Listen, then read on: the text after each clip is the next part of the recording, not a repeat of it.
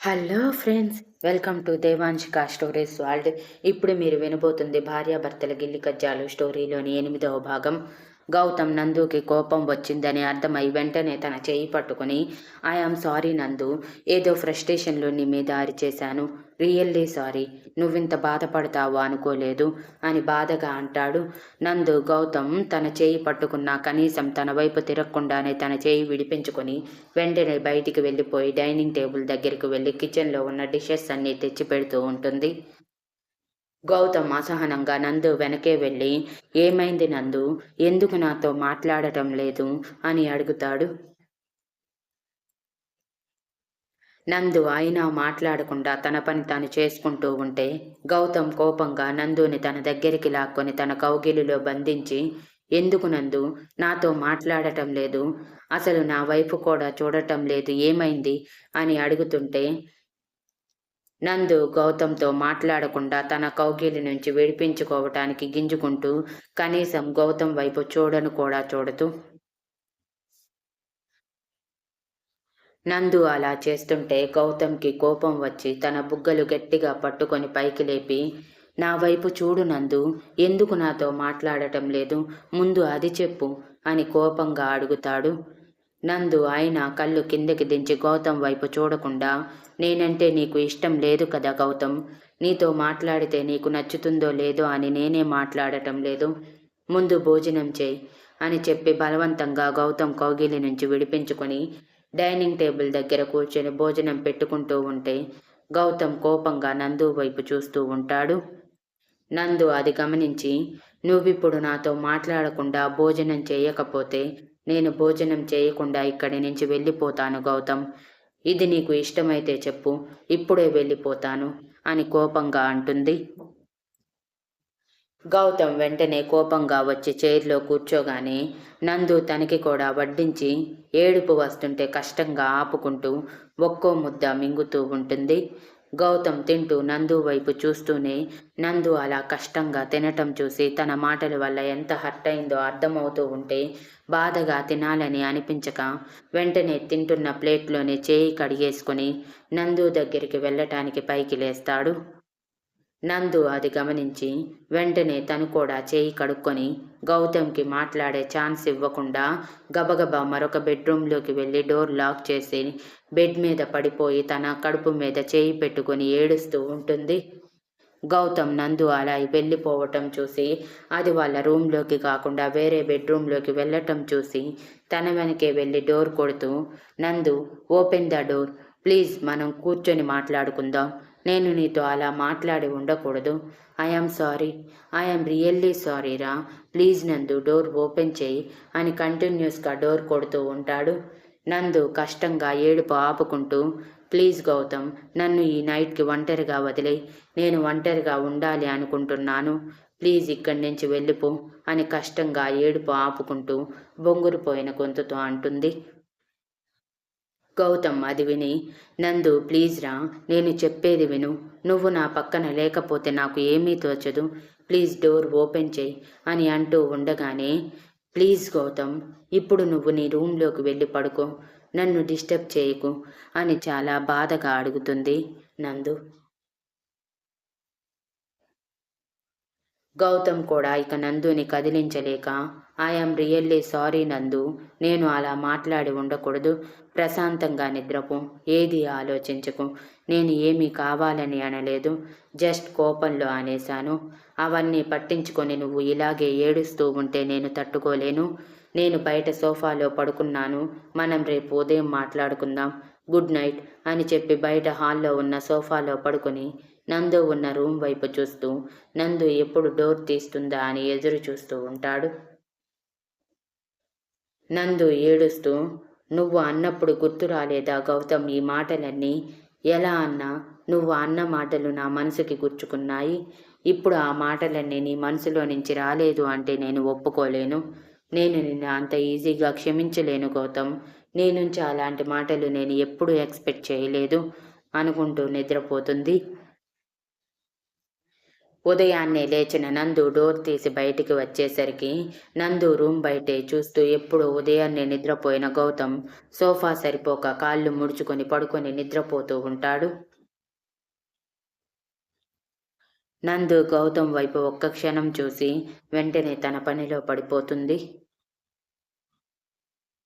ఇల్లంతా క్లీన్ చేశాక ఫ్రెష్ అవ్వటానికి వెళ్ళి వచ్చి దేవుడి గదిలో దీపం పెడుతూ హారతి ఇచ్చేటప్పుడు గంట కొడుతూ ఉంటే ఆ సౌండ్కి గౌతమ్కి మెలకువ వచ్చి టైం ఎంత అయ్యింది అని గోడ గడియారం చూసుకొని 7:30 చూపిస్తుంటే వెంటనే పైకి లేచి ఇంత టైం నిద్రపోయానా నందు నందు అనుకుంటూ నందు నైట్ నిద్రపోయిన రూమ్ వైపు చూసేసరికి ఆ రూమ్ ఓపెన్లోనే ఉండటం చూసి నందు లేచిందా అని రూమ్ దగ్గరికి వెళ్తూ ఉండగానే నందు పూజ కంప్లీట్ చేసుకొని పూజ గది నుంచి బయటికి వస్తుంది. గౌతమ్ వెంటనే నందు వైపు చూసి తన మొహం చూసి రాత్రంతా ఏడ్చిందని అర్థమై బాధగా నందు దగ్గరికి వెళ్తూ రియల్లీ సారీ నందు, ఎక్స్ట్రీమ్లీ సారీ, ప్లీజ్ నువ్వు ఇంతలా హర్ట్ అవుతావు అనుకోలేదు. నువ్వు ఇలా నాతో అంటీ ముట్టనట్టుగా ఉంటే నాకు నచ్చటం లేదు. ప్లీజ్ నందు నాతో మాట్లాడు అని నందుకి ఒక అడుగు దూరంలో ఉండగా నందు చేయి అడ్డం పెట్టి గౌతమ్ని ఆపేసి ప్లీజ్ గౌతమ్, ఇప్పుడు నాకు నీతో మాట్లాడే టైం లేదు. నాకు చాలా పని ఉంది. నువ్వు ఫ్రెష్ అయి టిఫిన్ తినేసి ఆఫీస్కి వెళ్ళిపో అని చెప్పి కిచెన్లోకి వెళ్ళిపోతుంది. గౌతమ్ కూడా నందు వెనకే వెళ్తూ ఎందుకు నందు ఇంత పట్టుదలగా ఉన్నావు? మొగుడు ఒక మాట అంటే పడలేవా? అంత కానివాడిని అయ్యానా అని బాధగా అడుగుతాడు. కానివాడివి నువ్వు కాదు గౌతమ్, నీకే నేను కాని దానిని. అందుకే నిన్న అలా అన్నావు. నీ మనసులో లేకుండానే నీ నోట్లో నుంచి అలాంటి మాటలు నా గురించి వస్తాయా? నువ్వు అలా అని అనుకుంటున్నావు కాబట్టే నీ నోట్లో నుంచి కూడా అవే మాటలు వచ్చాయి. నేను ఎప్పుడు అలాంటి మాటలు నీ నుంచి ఎక్స్పెక్ట్ చేయలేదు గౌతమ్ అని చెప్పి సైలెంట్గా వంట చేసుకుంటూనే ఉంటుంది. గౌతమ్ ఏదో మాట్లాడబోతూ ఉంటే తన ఫోన్ రింగ్ అవుతూ ఉంటుంది. ముందు వెళ్ళి ఫోన్ లిఫ్ట్ చేయి గౌతమ్, ఎంత ఇంపార్టెంటో ఏమో అని గౌతమ్ వైపు చూడకుండానే అంటుంది.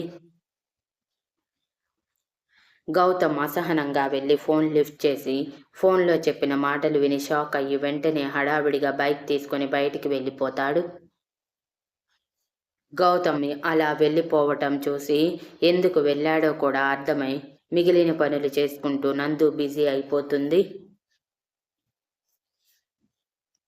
గౌతమ్ నేరుగా రైల్వే స్టేషన్కి వెళ్ళి తనకి కావలసిన వాళ్ళ దగ్గరికి వెళ్ళి ఏంటి అమ్మా నాన్న ఇంత సడన్గా వచ్చారు, కనీసం ఒక్క మాట కూడా చెప్పలేదు, మీరైనా చెప్పలేదు ఏంటి అత్తయ్య మావయ్య అని మౌనిక వైపు చూస్తూ ఎలా ఉన్నావు మౌనిక అని అడుగుతాడు. బాగున్నాను బావా అని నవ్వుతూ చెప్పగానే గౌతమ్ తన అమ్మా నాన్నల వైపు చూస్తాడు. గౌతమ్ చూపుని అర్థం చేసుకుని అదేంట్రా అలా అంటావు, మేము వస్తున్నామని నిన్నే నందుకి చెప్పాము కదా, పైగా కోడలు పిల్ల ప్రెగ్నెంట్ అయితే ఈ టైంలో తనని ఒంటరిగా ఎలా వదిలేస్తాము అనుకున్నావు, అందుకే తనని చూసి ఒకసారి డాక్టర్కి చూపించి మాతో పాటు తీసుకువెళ్దామని వచ్చాము అని అయోమయంగా అంటారు. గౌతమ్ తన అమ్మ చెప్పిన మాటకి నందు ప్రెగ్నెంట్ అన్న దాని దగ్గరే మైండ్ ఆగిపోయి వెంటనే ఆనందంతో అంటే నేను తండ్రిని కాబోతున్నానా, మరి నందు నాకెందుకు చెప్పలేదు అనుకుంటూ నిన్న నందు తన కోసమే ఎదురు చూస్తూ ఏదో చెప్పాలని ట్రై చేయటం గుర్తుకు వచ్చి గౌతమ్ బాధగా ఎంతో సంతోషంగా నాతో ఈ న్యూస్ షేర్ చేసుకోవాలని అనుకుంది. కానీ నేను నందుకి మాట్లాడే ఛాన్స్ ఇవ్వకుండా నానా మాటలు అని తనని బాధ పెట్టాను. ఇలాంటి టైంలో మైండ్ ఎంత ప్లెజెంట్గా ఉండాలి, అలాంటిది నేనే తనని బాధ పెట్టాను. నన్ను నేను ఎన్ని అనుకున్నా తక్కువే అనుకుంటూ ఆలోచించుకుంటూ ఉంటాడు. అమ్మ గౌతమ్ వీపు మీద కొట్టగానే గౌతమ్ స్పృహలోకి వచ్చి ఏంటమ్మా అంత గట్టిగా కొట్టావు అని తన వీపు రుద్దుకుంటూ చిరాకుగా అడుగుతాడు. ఎంత పిలిచినా పలకకపోతే కొట్టకపోతే ముద్దు పెట్టుకోవాలా, ఎన్నిసార్లు పిలవాలిరా, అయినా నీకు తెలియదా నందు ప్రెగ్నెంట్ అని, నందు నీకు చెప్పలేదా మేము వస్తున్నామని అని అనుమానంగా అడుగుతారు. గౌతమ్ తడబడుతూ అది అమ్మ అని నందు చెప్పింది, కానీ నేనే మర్చిపోయాను. ఉదయం మీరు ఫోన్ చేసేదాకా నాకు గుర్తులేదు. సారీ, అందుకే టైంకి రాలేకపోయాను అని కవర్ చేస్తాడు. గౌతమ్ అమ్మగారు, నాన్నగారు ఇంకా అనుమానంగా గౌతమ్ వైపు చూస్తూ ఉంటే గౌతమ్ అది గమనించి, సరే సరే పదండి, నందు మన కోసం వెయిట్ చేస్తూ ఉంటుంది, అది ఇంకా టిఫిన్ కూడా చేయలేదు అని హడావిడి చేసి అందరినీ తీసుకొని ఇంటికి వెళ్తాడు. గౌతమ్ ఇంటికి వచ్చి నందు వైపే చూస్తూ మనసులో, ఐఎమ్ రియల్లీ సారీ నందు, నేను నిన్ను చాలా బాధ పెట్టాను, కానీ ఇక నుంచి నీ కళ్ళల్లో కన్నీరు రాకుండా చూసుకుంటాను, ఇట్స్ మై ప్రామిస్ అని అనుకుంటాడు.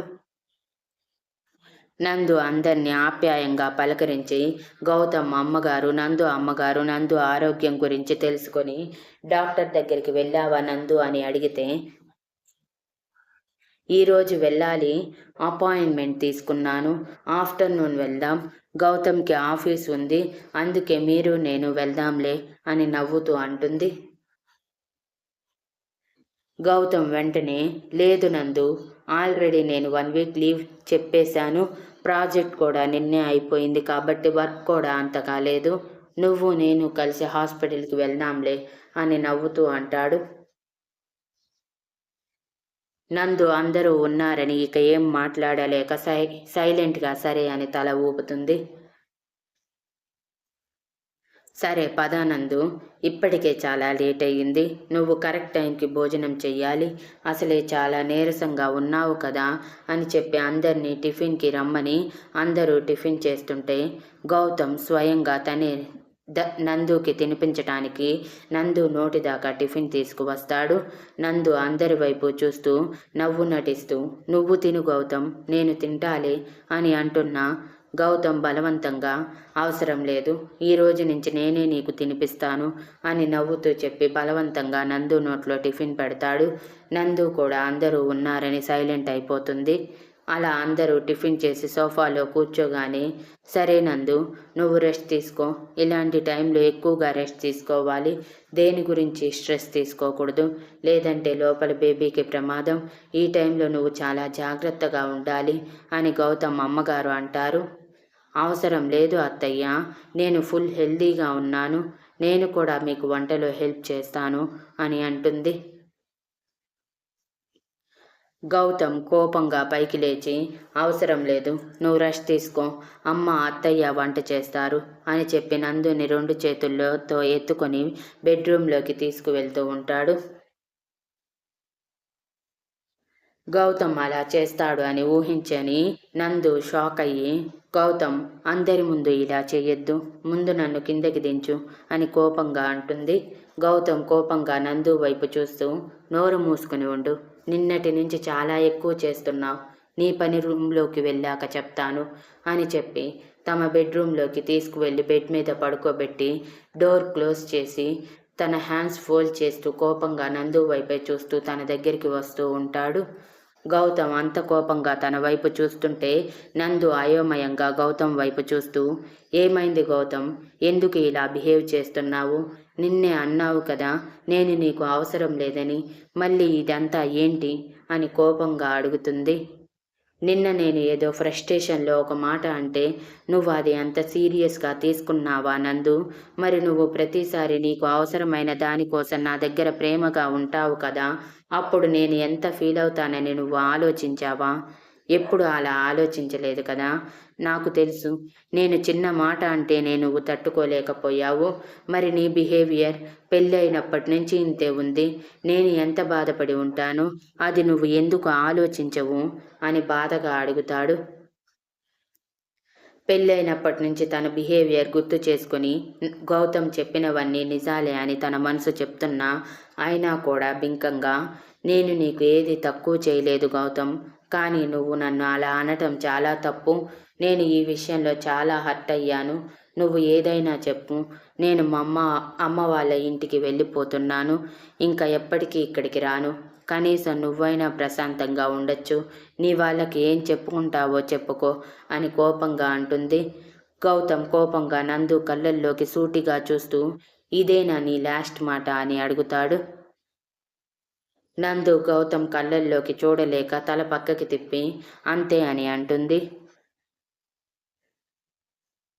మరి గౌతమ్ ఏం చేస్తాడు నందుని ఆపటానికి? గెస్ చేసి కామెంట్స్లో చెప్పండి ఫ్రెండ్స్.